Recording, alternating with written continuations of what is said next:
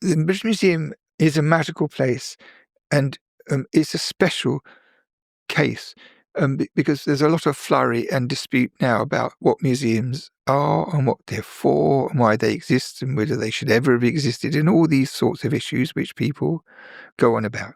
But the British Museum is unlike almost all museums in the world because it's to do with the achievements of mankind from the beginning onwards.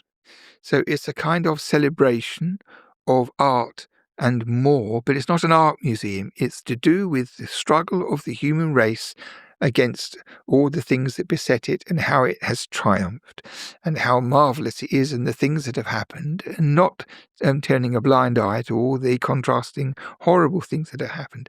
But it's the narrative of the human race, as I see it, as discernible in objects. One is that we represent, as far as we can, the whole world with no injudicious attention paid to any one or other culture, that they're all to us one. It's the human species.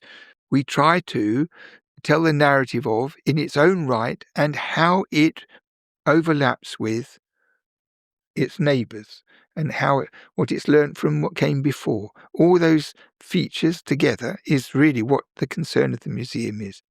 And of course, to collect everything or has been to collect everything we can to tell those narratives and also to look after them according to scientific principle.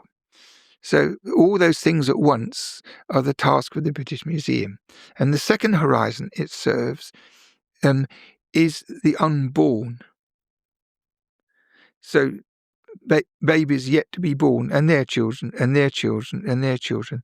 And it seems to me that the task of the museum is of such cultural significance and such, so to speak, sacred validity, that it shouldn't have to put up with people carping about this or that, or saying the museums are sinful and wicked and should be demolished, because the people who say these things don't really have any idea of actually what it really does stand for. And it's a kind of lighthouse in a universe where we are surrounded by darkness, ignorance, stupidity, uninterest, disinterest, skepticism, ignorance, and so forth, about the very issues that we're interested in.